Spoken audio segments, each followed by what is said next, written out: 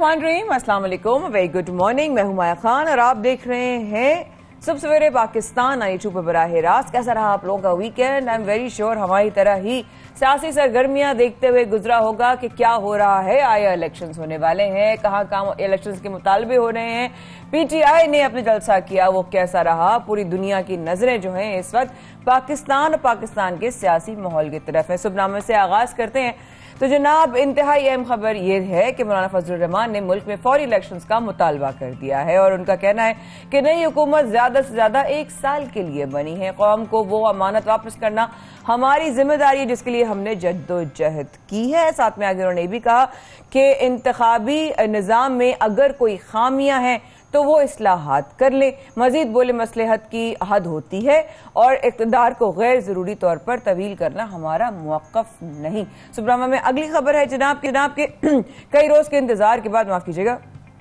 कई रोज के इंतजार के बाद आखिरकार आज नई वफाकी काबीना का हल्फ का इम्कान है।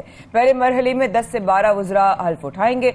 बिलावल भुट्टो जरदारी को वजीर खारजा, हन्ना रब्बानी वजीर मुमलिकत खारजा उमूर बनाए जाने की तवक्को है। शाजिया मुस्तफ़ा नवाज को वजारत इंसानी हुकूक और ख्वाजा आसिफ को वजारत तिजारत मिलने का इम्कान है। अगर आगे हम इसी हवाले से बात करें तो मिफ्ता इस्माइल मुमकिन तौर पर मुशीर खजाना, मरियम औरंगजेब वजीर इत्तलात होंगी और राना सना को जनाब वजीर दाखिला और राना तनवीर को वजीर पार्लिमानी उमूर बनाए जाने का इम्कान है।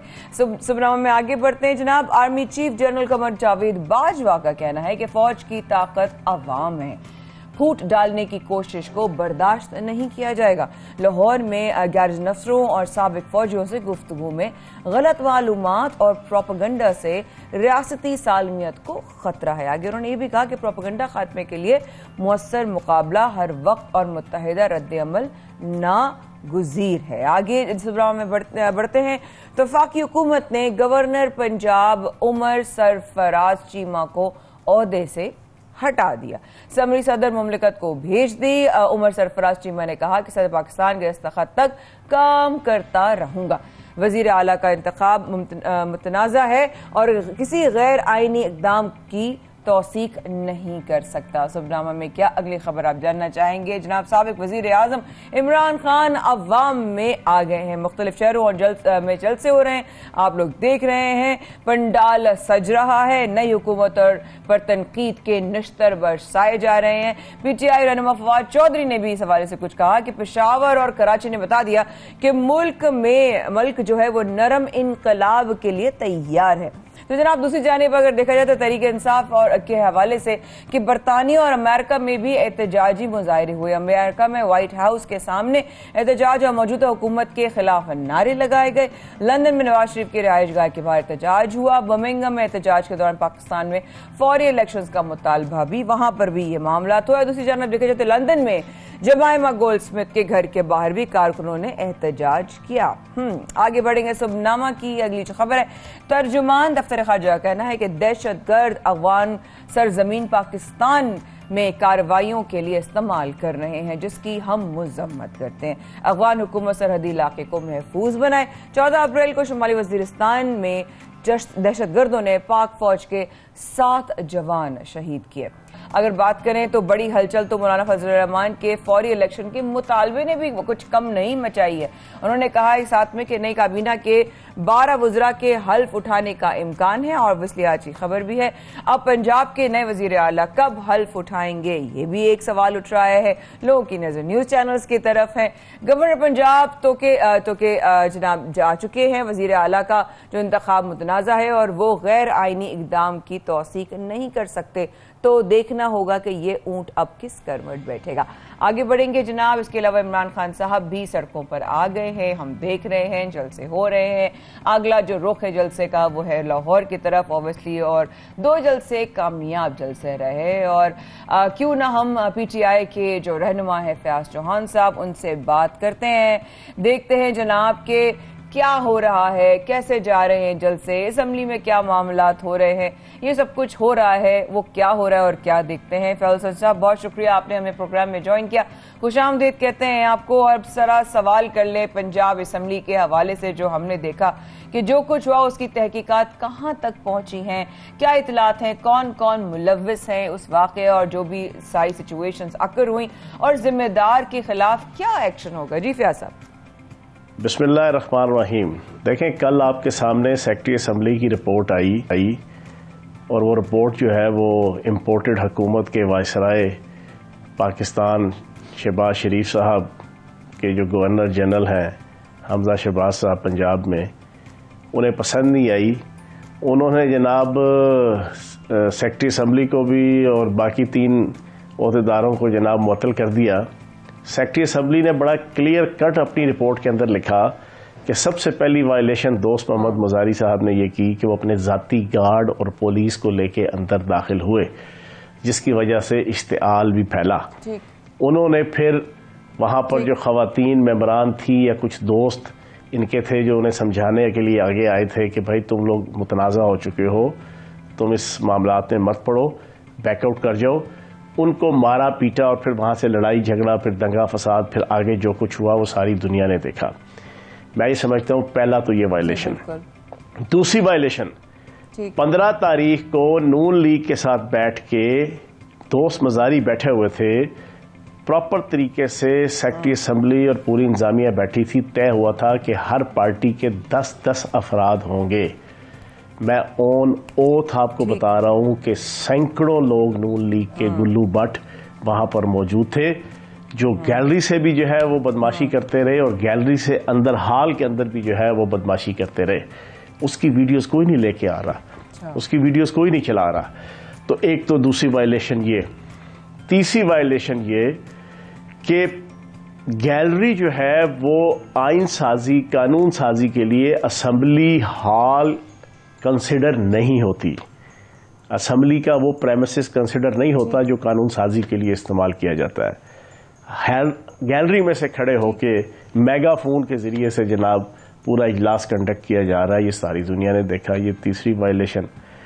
फिर उसके बाद पुलिस को अंदर ला के जो गुंडागर्दी की गई, मेरी एक वीडियो क्लिप तो जनाब नून लीग वाले बड़ा उसको वायरल कर रहे हैं। उस वीडियो क्लिप से पहले के जो 4 या 5 मिनट थे वो दिखाने के काबिल है। वो इनको तौफीक नहीं हो रही कि जब हमारी आंखों के सामने 70-75 साल की बुजुर्ग मेंबर सूबाई असेंबली को वो पुलिस वालों ने धिक्का दे के नीचे गिराया और फिर बूटों से उनके ऊपर रोंते हुए आगे की तरफ गए और वो नींद बेहोश हुई। और फिर आगे जाके चौधरी जफर इकबाल हमारे जेलम के MP हैं, उनको मारा पीटा, उनके कपड़े फाड़ दिए। फिर उसके बाद मेरे सर पे डंडे मारे, मैंने बचाया, ये मेरा हाथ अभी तक जख्मी है। ये सारा देखने के बाद फिर जो उनको हमने बाहर भेजने के हवाले से जो प्रेशराइज किया, कोई गाली गलोच नहीं की, कोई गलीज अल्फाज इस्तेमाल नहीं किए, कोई नाजेबा कलमात इस्तेमाल नहीं किए।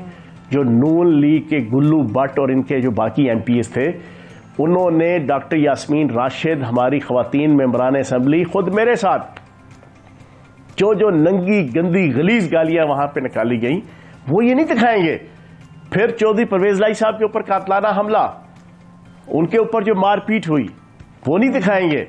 फिर खुद जो इन्होंने अंदर बदमाशी की वो ये नहीं दिखाएंगे। तो ये सारी चीजें अब तहकीकात सेक्रेटरी असेंबली की आई, इन्होंने उसको भी जनाब फारिग कर दिया।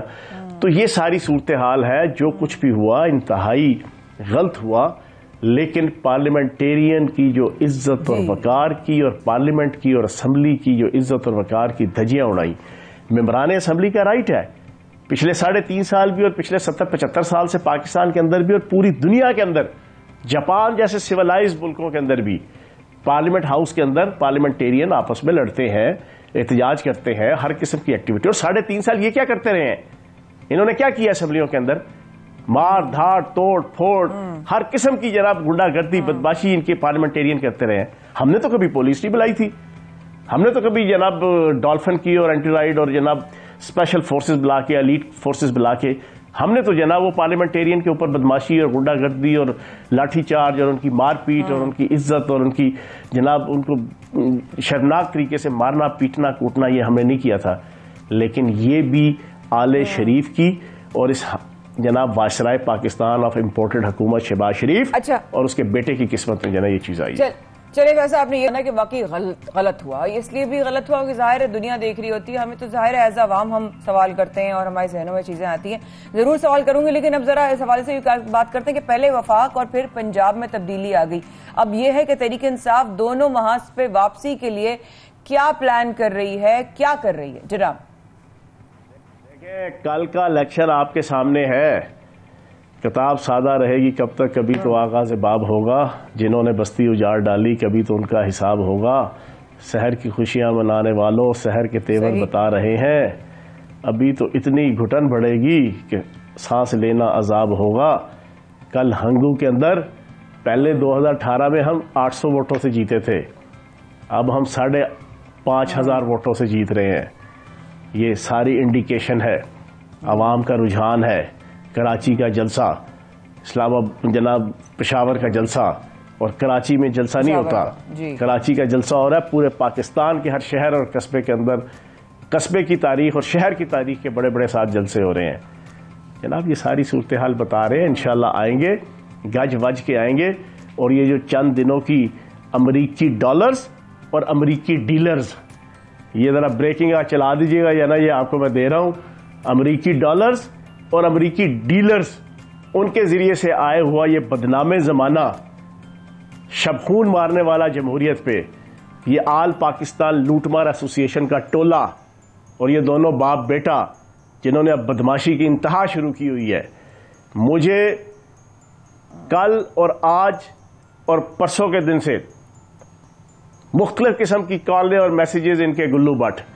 मैं आपके प्रोग्राम की वसातत से मैं एक मैसेज दूंगा कि मेरा अल्लाह पे ईमान है, जिंदगी और मौत अल्लाह के हाथ में है। मैं मैसेज दूंगा आले शरीफ को और नून लीग के गुल्लू बट्टों को जिस तरीके से तुमने पिछले 3 दिनों से जना गुंडागर्दी और बदमाशी स्पेशली स्टार्ट की हुई है, ये बात तरीकेकार ठीक नहीं है। ये 2-4 दिनों का आपका इक़्तिदार है। ये मैंने अपने हलके के अंदर आज तक 3.5 सालों में अपने मुखालिफ कैंडिडेट, अपने मुखालिफ नून लीग की पार्टी के किसी ओहदेदार, किसी इनके एक्टिव वर्कर, किसी के ऊपर कोई किसी किस्म का इंतकामी सियासत हमने नहीं की। लेकिन इन्होंने जो पूरे पाकिस्तान के अंदर देख रहे हैं, और मैं खुद 3 दिन से जो चीजें इनकी असेंबली के अंदर भी और बाहर भी हम भुगत रहे हैं, और हमारे बहुत से कारकुनान और ओहदेदार, तो ये मैं उन्हें मैसेज दूंगा कि इस तरह ना करो, ये कोई तरीकेकार नहीं है। अच्छा, साथ साथ नून लीग के भी हवाले से बात करें कि नून लीग पंजाब असेंबली का स्पीकर भी तब्दील करना चाहती है, जरा उस तरफ भी जरा जवाब दीजिएगा कि क्या स्पीकर की तब्दीली मुमकिन होगी? आप लोगों के नंबर्स पूरे होंगे स्पीकर के दफा में? ये बताइए सियासत। यार आपके सामने है सारी सूरत हाल जनाब। आप साम्राज्य की और अगयार की गोद में बैठ के डॉलर्स के लश्कारे हैं, ठीक है जी, मनु डॉलर वखा मेरा मूठ बने, ये वाला माहौल बना हुआ है। सारे पाकिस्तान के समाजी इंतज़ामी शोबे और अदारे जनाब इनकी कासा लेसी और इनकी जनाब हुक्म बजा लाने पे लगे हुए हैं।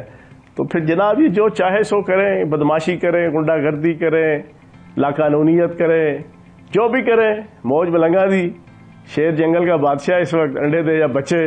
तो जनाब ये सिलसिला भी चल रहा है, 2-4 महीने चलेगा, फिर उसके बाद रियल मैनर में फिर इंशाअल्लाह कानून के मुताबिक एहतसाब होगा। अच्छा प्यार साहब, जरा ये फॉरेन फंडिंग के हवाले से जो एक तलवार लटक रही है PIPTI की क़यादत पर, अब बात यह है कि आप लोग क्या इससे सुरखरू होंगे या इस केस में मजीद कॉम्प्लिकेशंस पैदा होने की तवक्को है? फॉरेन फंडिंग केस नून लीग और पीपल्स पार्टी पे भी है, और नून लीग और पीपल्स पार्टी के अकाउंट तो साबित हो गए हैं मनी लॉन्ड्रिंग के लिए बाहर पैसा भेजते रहे हैं ये अपने अकाउंट्स के जरिए से। तो चोर चोरी से तो जाए, हेरा फेरी से ना जाए, ये जाली टीटीज और मनी लॉन्ड्रिंग के इतने शौकीन है ये सारा आल पाकिस्तान लूटमार एसोसिएशन का टोला। पहले हम उसको मुतहिदा अपोजिशन कहते थे, अब हम उसको मुतहिदा वायसराय हिंद के जनाब टोला कहते हैं, इम्पोर्टेड हुकूमत का टोला। इन्होंने उसमें भी जनाब मनी लॉन्ड्रिंग की हुई है। तो जनाब केस उनका भी बिल्कुल ओपन एंड शट है। तो फैसला सारों का ले आओ, सारे के सामने जनाब दूध का दूध पानी का पानी हो जाएगा। हमारे ऊपर कोई तलवार नहीं है, हम तो आवाम की ताकत के साथ इस वक्त मैदान में मौजूद हैं, और इस वक्त पाकिस्तान के हर मसले का हल सिर्फ और सिर्फ री इलेक्शन है, फौरी इलेक्शन है। वो फौरी इलेक्शन करा दो, आवाम जिसको पसंद कर रहे हैं उसको वजीर आजम बना देंगे, उसको हुकूमत दे देंगे। जमहूरियत तो नाम इस चीज की है, और जिसको नहीं पसंद करेंगे वो 5 साल आराम से बंदे का पुत्र बन के जनाब अपने घर में बैठे और तंजीमी सियासत करे अपनी पार्टी की। अल्लाह आपने अभी यही कहा कि हम मैदान में हैं, अब फैसला करने तो ठीक है। यानी कि अगर हम जरा बात करें, अब पेशावर और कराची में जो जलसे रहे वो बड़ी जबरदस्त कामयाब है। ऑब्वियसली दुनिया ने देखी, शानदार तरीके से लोगों ने पूरी दुनिया से, शहरों से वो आए, अपने इलाकों से आए और बहुत ही ज्यादा जोश और वल्वला नजर आए। लेकिन अब अगला प्लान क्या है काजल हसन चौहान साहब? बिकॉज क्या लॉन्ग मार्च किसी ऑप्शन पर गौर हो रहा है? जरा ये भी बताइए सर। शानदार नहीं, शानदार, जानदार, लाजवाल, बेमिसाल, ताबनाक, ये ऐसा जलसे हो रहे हैं। और अभी लाहौर का जलसा होगा, उसके बाद अगर ये इलेक्शन अनाउंस नहीं होगा तो फिर लॉन्ग मार्च की कॉल भी आएगी इंशाल्लाह ईद के बाद। फिर वही बात होगी, अब हवाएं ही करेंगी रोशनी का फैसला। जिस दिए में जान होगी वो दिया रह जाएगा। इलेक्शन के अलावा और कोई हल नहीं है। आजाद कश्मीर से भी, क्योंकि आजाद कश्मीर में नए वजीर आजम का इंतखाब के होने पर लोगों की नजरें वहां पर हैं, तो क्या वहां पर कोई उम्मीदवार कामयाब हो सकेगा? बिल्कुल जनाब, वहां पे हमारा उम्मीदवार कामयाब हो गया। सरदार तनवीर इलियास साहब जो है ना, इंशाल्लाह वो हलफ उठाएंगे और वहां पे पीटीआई की हुकूमत बन गई है और बनेगी। बहुत शुक्रिया हसन चौहान साहब, आपने सवालों के जवाब दिए, आपके जवाब हमारे पास आ गए। आपने कहा कि जनाब अगर पंजाब असम्बली के हवाले से बात करें तो आपने कहा जनाब बदतमीजी जो है वहां से उनकी गैलरी से शुरू हुई, वो वीडियो फुटेजेस नहीं आई हैं, वो क्यों कोई नहीं दिखा रहा है? किस तरह सीनियर अरकान की खवातीन जो हम सीनियर भी थी और बादब भी थी, मोहतरम भी थी, ऑब्वियसली उनके ऊपर जो है वो चढ़ चढ़ के लोग गए, क्यों जो है वो पर्सनल और प्राइवेट गार्ड्स आए? आपने ये भी कहा साथ में पुलिस कभी नहीं इससे पहले कभी आई इस तरह, क्यों पुलिस का आया गया? आखिर में आपने कहा कि हम मैदान में हैं और अगर जमहूरियत है तो अवाम को फैसला करने देना चाहिए कि वो किसको चाहते हैं कि उसका वजीर आजम हो। ठीक हुआ कि आपका बयान हमारे पास आ गया, जवाब आ गए। इस वक्त बाद रहीगा हमारे साथ। सुबह सवेरे पाकिस्तान में माया खान कर रही हैं आपका इंतजार। Will be right back.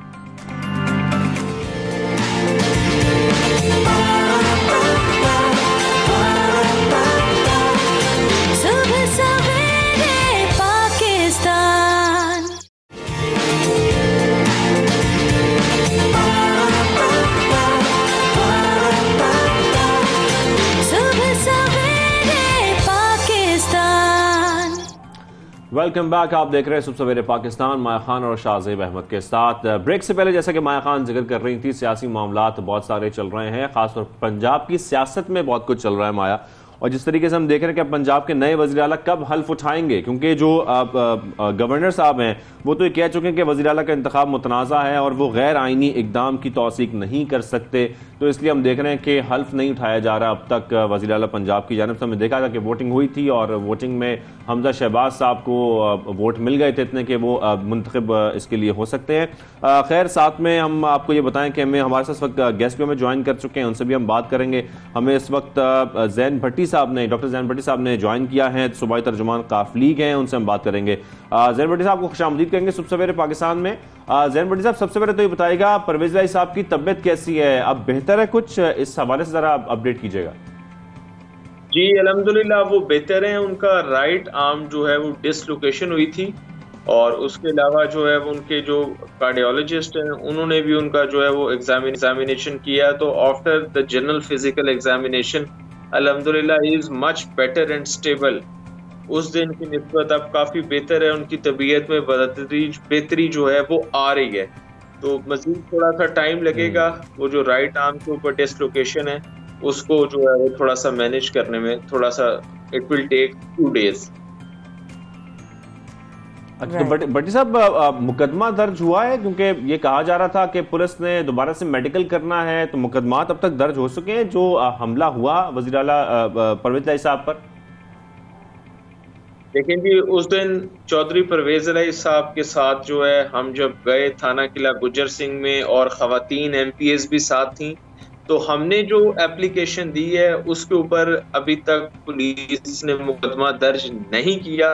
और जो डिप्टी स्पीकर साहब की तरफ से एप्लीकेशन दी गई थी उसी के ऊपर जो है वो मुकदमा उन्होंने रातों रात जो है वो दर्ज कर लिया था। तो जो हंगामा आराई उस दिन डिप्टी स्पीकर साहब के साथ जो उनके जाती मुलाजिम पर्सनल गार्ड जब वो ऐवान में लेके दाखिल हुई उसके ऊपर जो है वो अभी तक हमारी एप्लीकेशन के अगेंस्ट उसके ऊपर जो है वो कोई भी जो है FIR पुलिस ने नहीं काटी। ठीक, अच्छा साथ डॉक्टर साहब ये बताइएगा कि गवर्नर पंजाब ने भी अभी पंजाब असम्बली में कशीदगी की जो रिपोर्ट तलब की है, काफिली क़यादत का क्या मुतालबा है उसमें? देखिए जी, अभी सिचुएशन में क्लैरिटी नहीं है, बिकॉज डिप्टी स्पीकर साहब ने जिस तरह ये सारा प्रोसेस को कंडक्ट करवाया है उसके ऊपर सवालिया निशानात हैं। जिस तरह गैलरीज में कभी इलेक्शन नहीं होते, इलेक्शन हाउसेज में होते हैं, हाउस के अंदर कंडक्ट होते हैं, गैलरी में इलेक्शन नहीं होते। गैलरी तो विजिटर्स के लिए होती है, नंबर 1। नंबर 2, प्रोटोकॉल्स को पूरी तरह फॉलो ही नहीं किया गया। नंबर 3, जब वोटिंग का प्रोसेस स्टार्ट होता है तो तब हाउस के दरवाजे जो हैं वो बंद कर दिए जाते हैं। तो अब इस सिलसिले में जब कोई भी किसी किस्म का इन्होंने प्रोटोकॉल फॉलो नहीं किया और पाकिस्तान मुस्लिम लीग और पाकिस्तान तहरीके इंसाफ के जो वोटर्स हैं, जो MPs हैं, उनको गैलरी में एंटर भी नहीं होने दिया, वहां पे भी पुलिस जो है वो तैनात थी। तो इस लेकिन डॉक्टर साहब वो ये भी सारा प्रोसेस जो है वो एक बोगस, एक गैर आईनी और मुतनाज़ा इलेक्शन है। उसको गवर्नर पंजाब के साथ साथ एडवोकेट जनरल भी जो है वो गैर आईनी या मुतनाज़ा करार दे चुके हैं, नंबर 1। इसके लिए हमने आईनी माहिरीन को मुशावरत का अमल हमारा जारी है। इसके बाद हम फाइनल फैसला करेंगे कि हम इसको अदालत में लेके जाएंगे, क्योंकि as a student of the politics I think constitutional texts are there.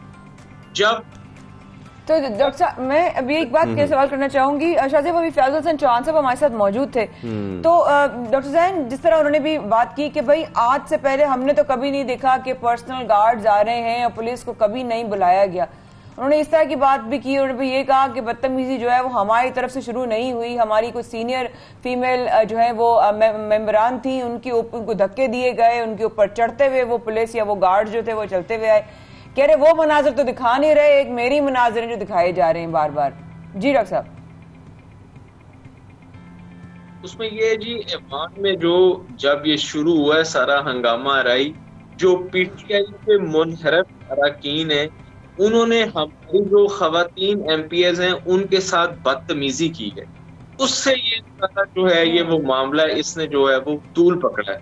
और उसके बाद फिर आपने ये देखा है कि हंगामा आराई और पाकिस्तान पार्लिमानी तारीख में ये मरतबा हुआ है कि ऐवान के अंदर जो है वो पुलिस आई है और उसने आके अरकान असम्बली की पकड़ दकड़ शुरू की है। मैं ये समझता हूँ कि एक स्याह दिन है और एक अच्छी रवायत नहीं है, क्योंकि हाउस के होते हैं वो अरकान जो है उसमें बैठ के करते हैं, कहीं पे कोई बात बड़ी साहब इसका जिम्मेदार कौन है? क्योंकि आप लोगों की जानिब से जो नाम लिया जा रहा था वो कुछ नाम भी सामने आ रहे थे, आप क्या समझते हैं इसका जिम्मेदार कौन है? किसने ये इन गार्ड्स को कहा हमला करने का, या किसके हुक्म पर ये सब कुछ किया गया?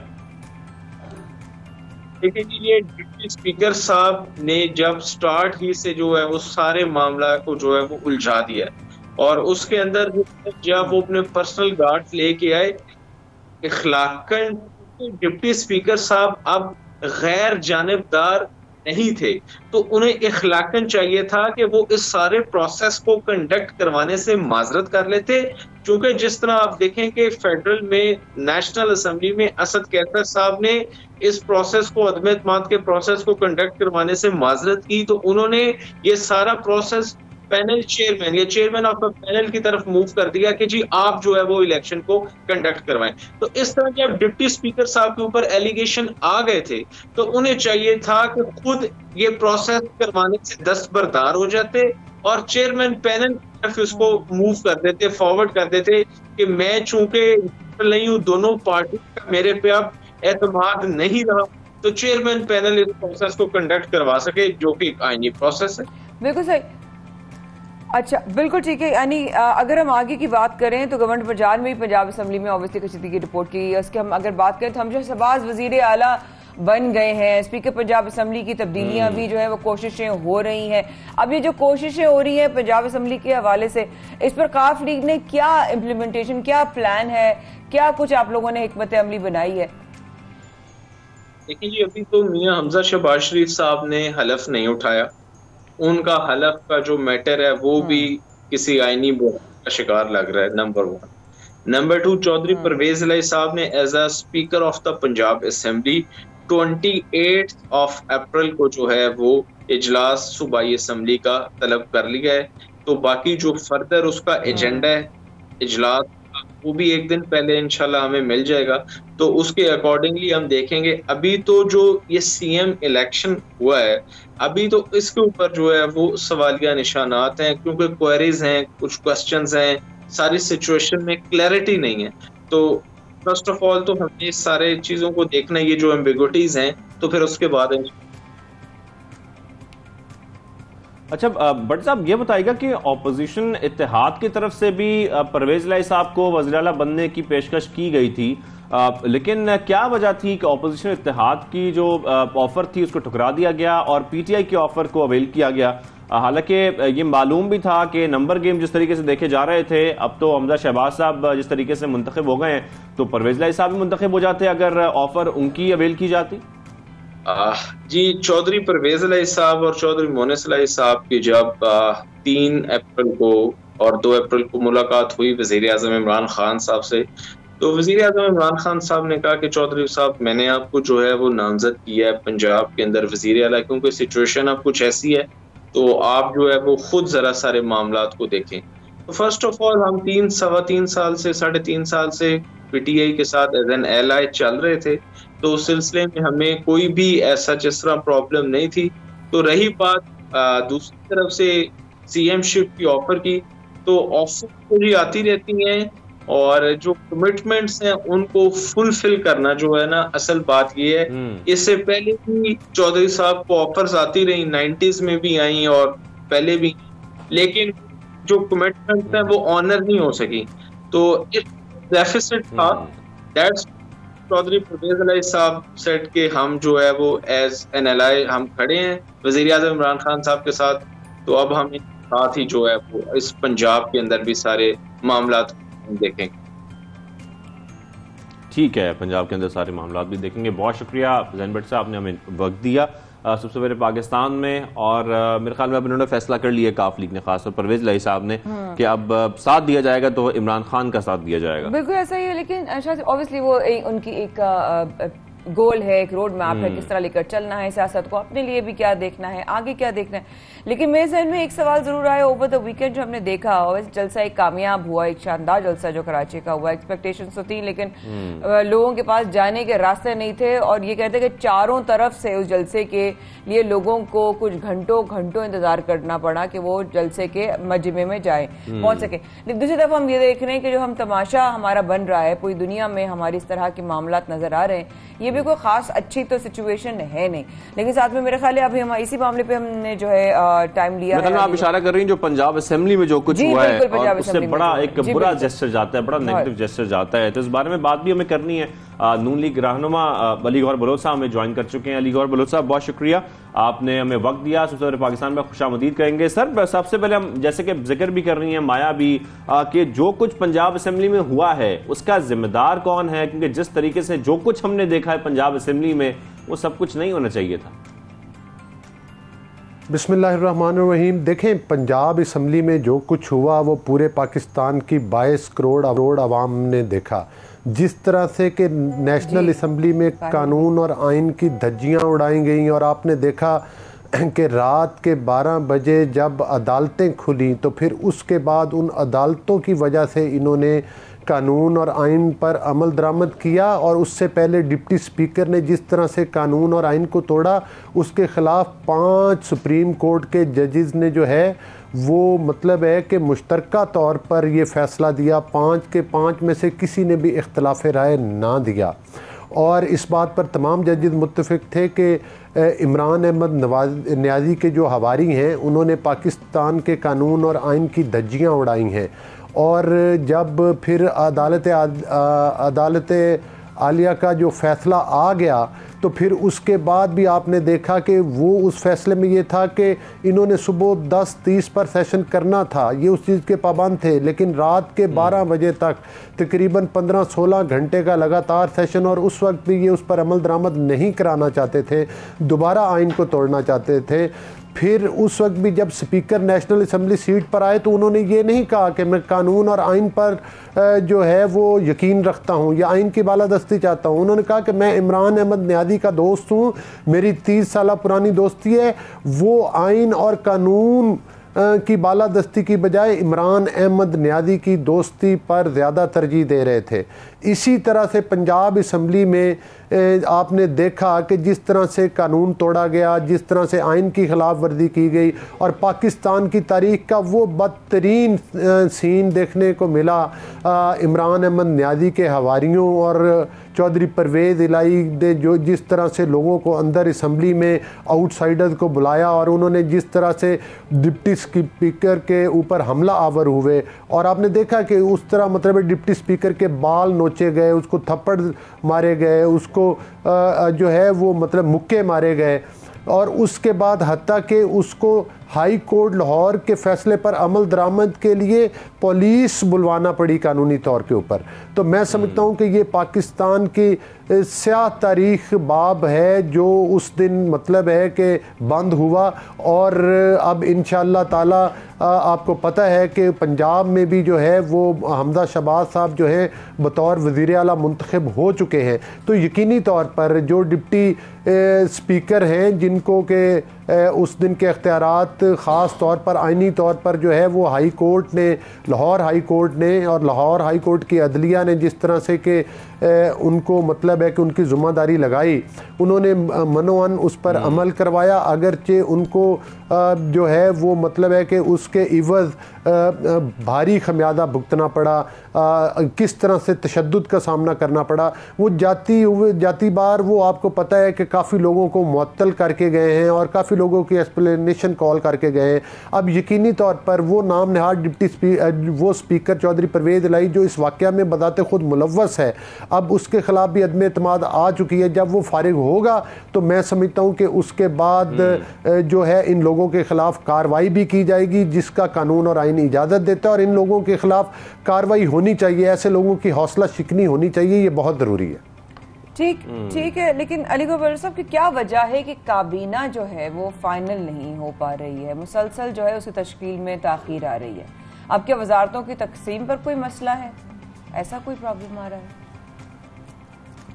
नहीं, बिल्कुल कतई तौर पर जो है वो कोई वजारतों की तकसीम पर जो है वो मतलब है कि कोई इख्तलाफ राय नहीं है, चूँकि आपके इल्म में है कि ये एक पहले मुतहदा अपोजिशन थी, अब ये एक इत्तेहादी हुकूमत है और इसमें तमाम पॉलिटिकल पार्टीज़ की तकरीबन नुमाइंदगी है। और इस मामले में आपको पता है कि वज़ीर आज़म शहबाज शरीफ साहब जो हैं वो हमारे कायद मियाँ मोहम्मद नवाज़ शरीफ साहब की क़यादत और उनकी मशावरत के साथ साथ वो ये चाहते हैं कि तमाम लोगों को प्रॉपर नुमाइंदगी मिले, और उसमें राय आमा हमवार ज़रूर की जा रही है।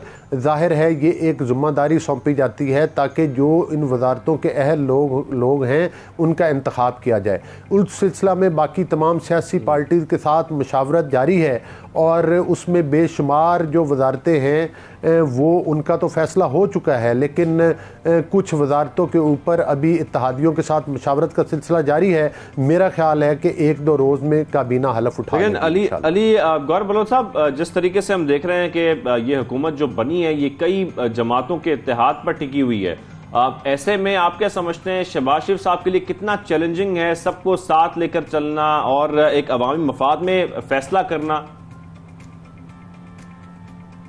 देखें, ये बिल्कुल आपने बड़ा इंतहाई अहम सवाल किया है। ज़ाहिर है कि मतलब है शहबाज शरीफ साहब जो है उन्होंने तो जब अदम एतमाद से पहले भी और कई मौक़ों पर जबकि मुश्तरका हमारी पार्लिमानी पार्टी की मीटिंग्स होती नहीं, उस वक्त की मुश्तरका जो अपोजिशन थी, और अब ये मतलब है कि इत्तेहादियों की हुकूमत है, तो उसमें यकीनी तौर पर हमने सबको साथ लेकर चलना है और सबकी राय का एहतराम करना है। अगरचे ये एक मुश्किल टास्क है, लेकिन फिर भी मैं समझता हूँ कि इस ज़िम्मेदारी को शहबाज शरीफ साहब जो हैं वो मियां नवाज़ शरीफ साहब की मुशावरत के साथ बड़े एहसन तरीके के साथ चला भी रहे और इंशाल्लाह आइंदा भी चलाएंगे।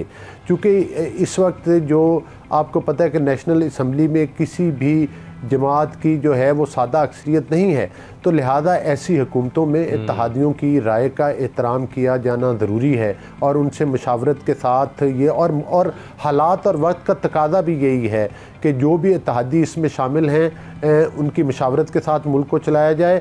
और इस वक्त तमाम पॉलिटिकल पार्टीज़ जो कि बरसरे इक़्तिदार हैं उन सब का मैं समझता हूँ कि नुक्ता नज़र यही है कि पाकिस्तान को उन बहरानों से निकाला जाए जिन बहरानों में इमरान अहमद नियाज़ी साहब उसको धकेल कर गए हैं, जिसमें आपको पता है महंगाई का बहरान है, बहुत बड़े बड़े करप्शन के स्कैंडल्स जो हैं वो इन पिछले 3.5 सालों में जो हैं वो सामने आए, उनकी इंक्वायरीज़ ज़रूर होंगी और उनकी ज़िम्मेदारियों का तयन भी किया जाएगा और उन लोगों की भी मैं समझता हूँ कि रिस्पॉन्सिबिलिटी फ़िक्स होनी चाहिए जिन्होंने पाकिस्तान को इस हालात से दोचार किया कि जिसकी वजह से पाकिस्तान के 22 करोड़ अवाम का जो जीना है वो अजीरन हुआ।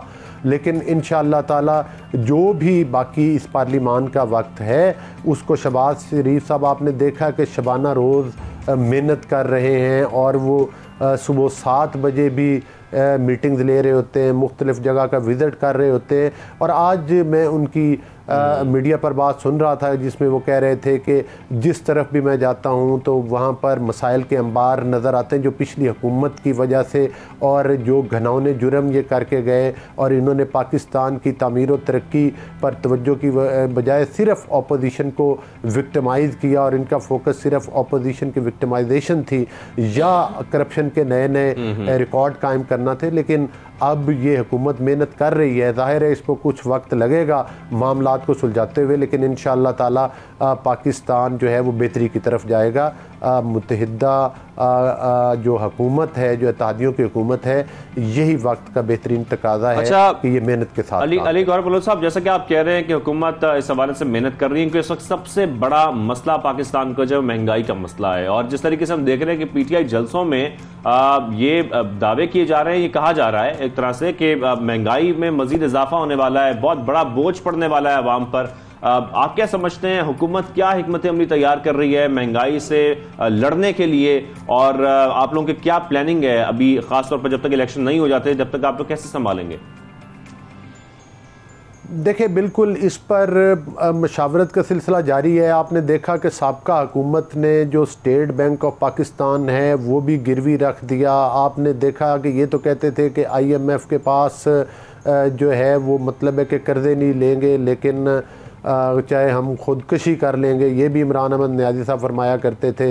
वो कहते थे कि हम इतने लाख नौकरियां ले आएंगे, इतने अरबों की इन्वेस्टमेंट लेकर आएंगे। वो सारे ख्याली पुलाव थे और आवाम को उन्होंने मैं ये समझता हूँ कि उन्होंने आवाम को सिर्फ बेवकूफ़ बनाने की नाकाम कोशिश करते रहे।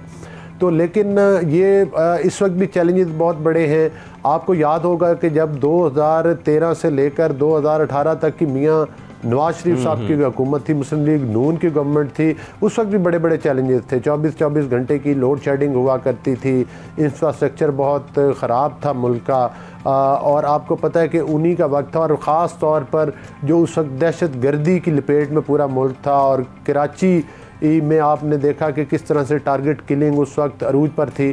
तो उन तमाम इश्यूज़ को मियाँ नवाज शरीफ साहब की हुकूमत ने भी एड्रेस किया था और उन तमाम चैलेंजेस जो हैं वो उनको ना सिर्फ कबूल किया बल्कि आपको पता है कि उसके नताइज भी सामने आए। उस वक्त आपको याद है लोड शेडिंग का ख़ात्मा किया, बिजली पैदा करने के कारखाने मुल्क में लगे, दहशत गर्दी का ख़ात्मा हुआ, कराची की रौनकें और रोशनियाँ बहाल हुई। तो अब भी इंशाअल्लाह ताला चैलेंजेस बहुत बड़े हैं, लेकिन मैं समझता हूँ कि ये मियां शहबाज शरीफ साहब की ज़ेर क़यादत जो काबीना बनेगी, जो हुकूमत बन चुकी है, वो इंशाअल्लाह ताला मेहनत करेगी और उस मेहनत के समरात आपको नज़र आएंगे। इंशाअल्लाह आपको हमारी हुकूमत में जिस तरह से कि इमरान अहमद न्यादी ने जाते बार भी वो तोशा खाना से भी करोड़ों के जो मदद तहाइफ थे वो गैर कानूनी तौर पर बेचे और हड़प कर गए, और इतनी जिस तरीके से उन्होंने वो मार्केट में चीज़ें फ़रोख्त की और वो पाकिस्तान के लिए सारा सिलसिला बायस नदामत भी बना। तो और बड़े बड़े स्कैंडल्स आए जिसमें इन्होंने कोरोना के फंड में बहुत पैसा खाया, फॉरेन फंडिंग केस आपके सामने आ चुका है, उसमें भी ये एक्सपोज हो चुके हैं। वोट चोरी करते हुए ये डस्का के मुकाम पर पकड़े गए थे, चीनी और आटा तक की इन्होंने ना छोड़ा, उसमें चोरियों के स्कैंडल बने, अद्वियात का स्कैंडल बना, BRT पेशावर का स्कैंडल बना, मालम जब्बा का स्कैंडल बना। तो ये हुकूमत जो है ये मेहनत पर यकीन रखती है। इंशाअल्लाह ताला ये हुकूमत करप्शन की बजाय हम पाकिस्तान की तरक्की को फोकस करेंगे, विक्टिमाइजेशन की बजाय हम पाकिस्तान की जो है तामीर व तरक्की की तरफ अपनी तवानाइयाँ सर्फ करेंगे और इंशाअल्लाह पाकिस्तान तरक्की करेगा। आपका कमेंट हमारे पास आ गया। शहबाज शरीफ साहब की मेहनत के समरात आवाम को मिलेंगे, अली गौर बलोच साहब ये कह रहे हैं। सर बहुत शुक्रिया, आपने हमें ज्वाइन किया। मसाइल बहुत बड़े हैं, लेकिन कहा इनकी जानब से भी यही जा रहा है कि जितने मसाइल हैं, जितनी महंगाई है माया, इसको कम किया जाएगा, इन मामलात को बेहतर किया जाएगा जितना भी अरसा उनके पास है। बिल्कुल ऐसा ही है। लेट्स सी कि आने वाले दिनों में क्या होता है, और जो मुतालबे अब नए जन्म ले रहे हैं इलेक्शंस करवाने के, क्या इलेक्शंस होते हैं नहीं होते हैं, लेकिन एक चीज़ ज़रूर होगी, इस हफ्ते के बाद हम दोनों आपकी खिदमत में हाजिर जरूर होंगे। रहिएगा हमारे साथ।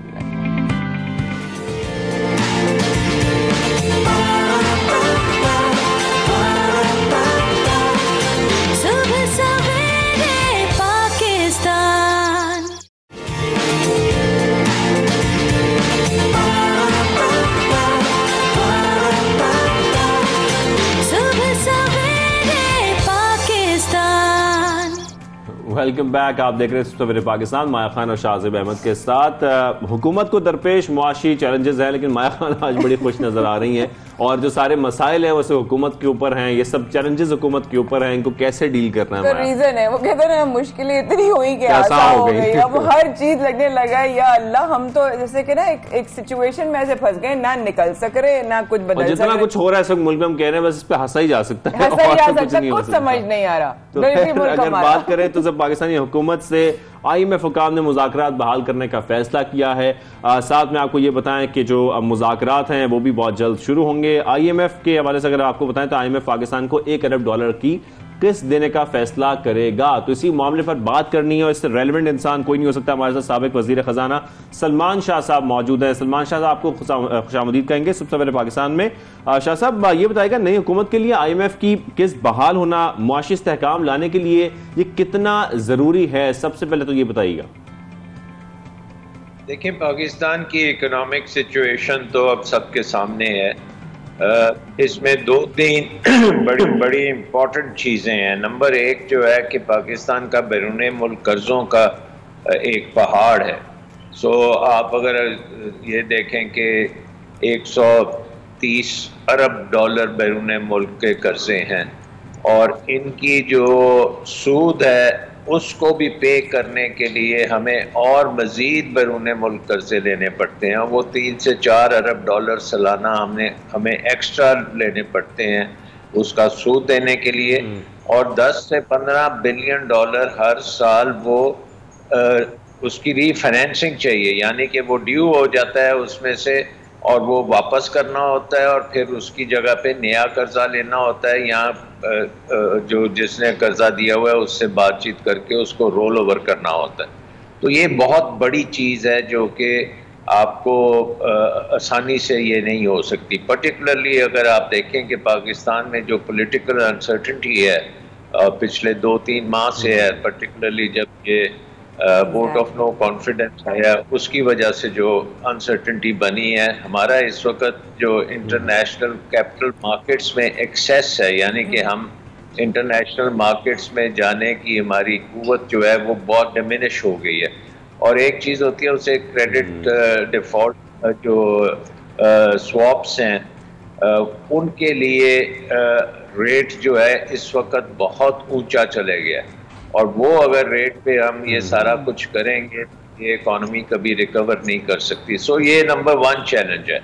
नंबर 2 चैलेंज जो है हमारा बिजली का चैलेंज। बिजली हमारी जो है वो बहुत ज़्यादा एक्सपेंसिव है जब हम, और वो इम्पोर्ट्स के ऊपर डिपेंडेंट हो चुकी है, क्योंकि उसमें हम तेल या गैस या कोला, ये तीनों चीज़ें जो हैं ज़्यादातर इम्पोर्ट होती हैं, और पता है कि इंटरनेशनल इस वक्त उनकी बहुत ज़्यादा कीमत है, और उसके साथ साथ हमारे जो बिजली के कारखाने हैं वो भी बड़े महंगे हैं, और उनकी वजह से हमारे जो कॉस्ट ऑफ प्रोडक्शन है वो बहुत ज़्यादा है, और वो अवाम उसको पे नहीं कर सकते। इसलिए हमारा सर्कुलर डेट जो है वो भी बहुत तेजी से बढ़ता जा रहा है।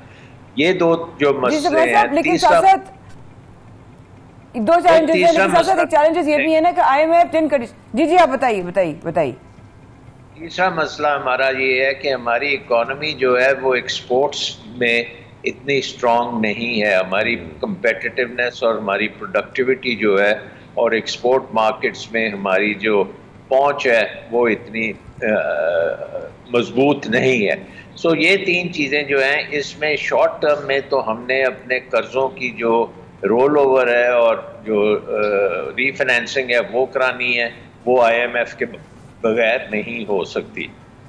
नंबर 2, हमने अपने बिजली का निज़ाम जो है उसको करना है, और वो भी IMF प्रोग्राम के तहत उनके जो हैं अहदाफ, उसमें ये है कि आपने सर्कुलर डेट ख़त्म करना है और बिजली की कीमत पूरी तरह रिकवर करनी है अवाम से। और ये बहुत बड़ा मुश्किल काम है पॉलिटिकली गवर्नमेंट से कि वो इतनी जल्दी इसको कीमतों को बढ़ाएगी। तीसरी चीज़ जो है वो आपकी प्रोडक्टिविटी, कंपेटिटिवनेस है, और साथ तेल की कीमतें भी हैं, उसको भी आपको देना पड़ेगा, अवाम के ऊपर डालना पड़ेगा। तो ये पॉलिटिकल गवर्नमेंट के लिए बड़ा मुश्किल है। ये सकता है कि सलमान साहब ये बताइएगा साथ साथ कि प्लीज जरा इस बार में रोशन अली का, क्योंकि IMF कोई डिफरेंट तरह की शराइत भी पेश कर सकता है, क्योंकि ऑब्वियसली बहुत ही मुश्किल और डिफिकल्ट, जरा आपने अभी जिक्र किया, बहुत ही डिफिकल्ट टाइम्स में जो है वो नई हम इस वक्त खड़े हुए हैं, नई हुकूमत बनी है, किस तरीके से ऑब्वियसली उसको कितना चैलेंजिंग हो सकता है, कैसे फेस करेंगे, जरा उधर भी शराइत आ सकती है, बहुत सख्त शराइत आ सकती हैं। देखें, एक तो ये है कि मैंने आपको बताया कि जो आपको डॉलर्स की ज़रूरत है वो बहुत बड़ी है। सो एक चीज़ तो ये है कि वो आपको अगर पहले 6 अरब डॉलर की ज़रूरत थी तो हो सकता है अब आपको 10-12 अरब डॉलर की ज़रूरत हो। तो ये चीज़ें जो हैं ये IMF के साथ आप डिस्कस तो ज़रूर करेंगे, बट हमें ये नहीं बोलना चाहिए कि हम तकरीबन ये 22वां प्रोग्राम है IMF के साथ, और हर प्रोग्राम में हम इसको पूरी तरह से मुकम्मल नहीं करते। अब अगर आप ये देखें कि इस जो प्रीवियस IMF का प्रोग्राम था वो by and large on the track था, लेकिन बिकॉज हमारी पॉलिटिकल सिचुएशन इतनी ख़राब थी और इतनी क्रिटिसिज्म थी हुकूमत के ऊपर महंगाई की, हालांकि महंगाई आपको पता है इंटरनेशनल भी है, महंगाई आपको डिवैल्यूएशन की वजह से भी है, और कोई हुकूमत उसको ठीक कर नहीं सकती इमीडिएटली, क्योंकि ये एक स्ट्रक्चरल इशू हो गया महंगाई का जो है, डिवैल्यूएशन और इम्पोर्टेड है, और डोमेस्टिक जो आपकी पॉलिसीज़ हैं उससे इसका इतना ज़्यादा तल्लक नहीं है। लेकिन पॉलिटिकली सारा मलबा क्योंकि गवर्नमेंट पे आता है, तो गवर्नमेंट वो जो टफ डिसीजन होती हैं वो नहीं लेती, उसकी वजह से ये डीरेल होता है। सो IMF प्रोग्राम में आप जब जाएंगे, सबसे पहली बात तो वो ये पूछेंगे कि जी ये पहले प्रोग्राम को आपने डीरेल क्यों किया, कैसे ये था कि सही। आपका कमेंट हमारे पास आ गया, बहुत चैलेंजिंग भी है, बहुत मुश्किल भी है, और जिस तरीके से आप कह भी रहे हैं कि बिजली और पेट्रोल की कीमतें जो है उसमें भी इजाफा हो सकता है, लेकिन यहाँ पर वक्त भी बढ़ता जा रहा है। तो थोड़ी सी ब्रेक ले लेते हैं और ब्रेक के बाद वापस आते हैं। उस पर बहुत सारे मौजूआत हैं जो शामिल करने प्रोग्राम में।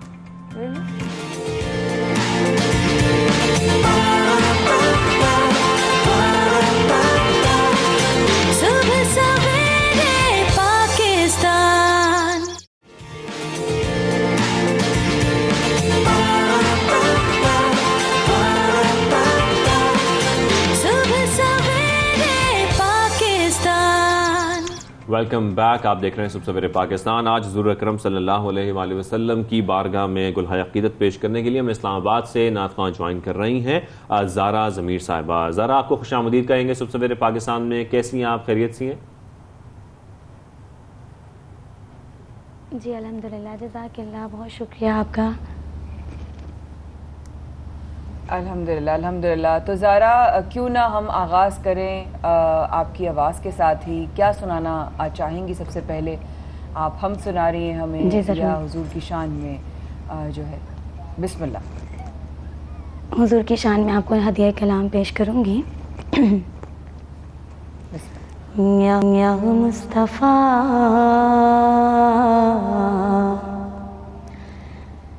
अता हो अब इज़्न हाज़री का, कर लूं नज़ारा के फिर आपकी गली का। या मुस्तफ़ा अता हो एक बार फिर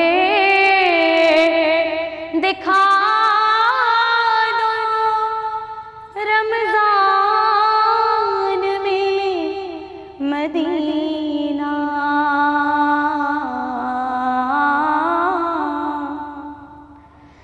एक बार फिर दिखा दो रमज़ान में मदीना। बेशक बना लो आका मेहमान दो घड़ी का। बेशक बना लो आका मेहमान दो घड़ी का। या मुस्तफ़ा अता हो रोता हुआ फिरा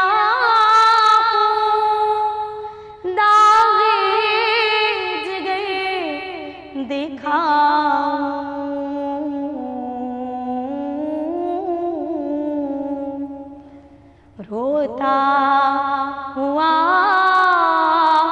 फिरा दागे जिगर दिखाऊं। सानबी सुनाऊं मैं अपनी बेकसी का। अफ़साना भी सुनाऊं मैं अपनी बेकसी का। या मुस्तफ़ा अता हो